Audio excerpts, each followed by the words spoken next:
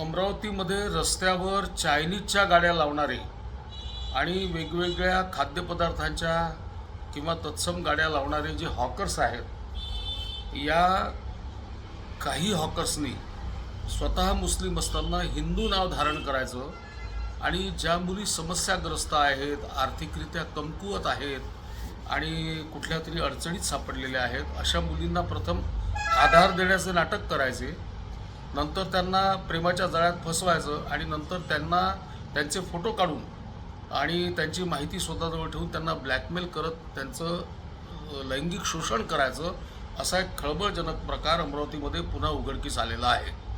पंचवटी चौकामध्ये शिवाजी बीपीएडचं जे ग्राउंड आहे त्या कोपऱ्यावर, ग्रामसेवक प्रशिक्षण केंद्राच्या त्या कोपऱ्यावर तिथे एक चायनीजची गाडी उभी असते. त्या चायनीजच्या गाडीच्या हॉकर्सचं मालकाचं नाव आहे रियाजुद्दीन फयाजुद्दीन पठाण. हा महापौर बंगल्याच्या बाजूला जे काहीतरी वली चमन शाह गल्ली आहे त्या गल्लीमध्ये तिथे कुठेतरी राहतो.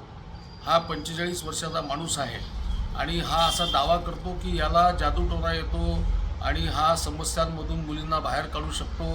हा पहिले राजू म्हणून स्वतःचं नाव सांगतो, हिंदू म्हणून स्वतःची ओळख दाखवतो आणि नंतर त्या समस्याग्रस्त मुलीला ताब्यात आल्यानंतर मग जादूटोण्याच्या नावाखाली, तुझी समस्या दूर करण्याच्या नावाखाली तिला अज्ञातस्थळी नेतो आणि मग हळूहळू ती जादू करण्याच्या निमित्ताने त्यांच्या प्रायव्हेट पार्ट्सला स्पर्श करून अमुक ढमुक करून त्यांना अशा अवस्थेत आणतो की त्यांना उद्या शारीरिक संबंध करणं भाग पडतं. या पद्धतीने शारीरिक संबंध प्रस्थापित करायचे आणि त्यानंतर मग त्यांचे फोटो काढून ठेवायचे, व्हिडिओ काढून ठेवायचे आणि नंतर सातत्याने ब्लॅकमेल करायचं, असं रियाजुद्दीनचं प्रकरण राजू नावाने उघडकीस आलेलं आहे.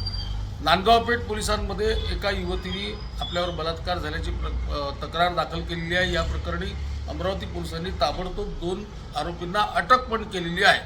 माझी पोलिसांना ही विनंती आहे की हे प्रकरण एवढ्यापुरतं सीमित नाही आहे की फक्त एक बलात्कार झालेला आहे.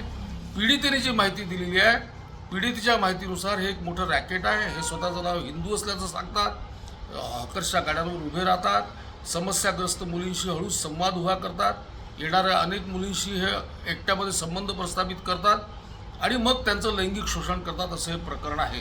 त्याच्यामुळे माझी तमाम अमरावतीतल्या सगळ्या युवतींना विनंती आहे की बेछूट मोकाट कुठल्याही गाडीवर जाणं, बिनधास्त राहणं आणि स्वातंत्र्याच्या नावाखाली कोणाशीही गप्पा मारणे प्रकरण बंद करा. उद्या तुमची फसवणूक होऊ शकते. खात्री करून घ्या कोणते हॉकर्स आहेत, काय आहेत, चांगले आहेत, नाही आहेत, त्यांचं रेप्युटेशन काय आहे, ते काय खाऊ घालतात, काय विकतात, या सगळ्या प्रकरणाचा शहानिशा झाल्याशिवाय असं या प्रकारचं कुठल्याही गाडीवर जाऊ पण नका आणि सावध व्हा. आता हे नवीन लव जिहादचं षडयंत्र हे वेगळ्या पद्धतीने, वेगळ्या स्वरूपाने समोर आलं आहे, हे या प्रकरणावरून दिसतं आहे. अमरावती पोलिसांना माझी विनंती आहे की त्यांनी या प्रकरणाचा छडा लावला पाहिजे, हे रॅकेट शोधलं पाहिजे, हे जादू मंत्र तंत्र, अत्तर लावणं प्रायव्हेट पार्ट्सला, हड्ड्या दाखवणं वेगवेगळ्या आणि समस्याग्रस्त मुलींना फासण्याचे प्रकार आहेत. याच्यात किती मुली फासल्या गेल्या आहेत याचा शोध पोलिसांनी लावला पाहिजे.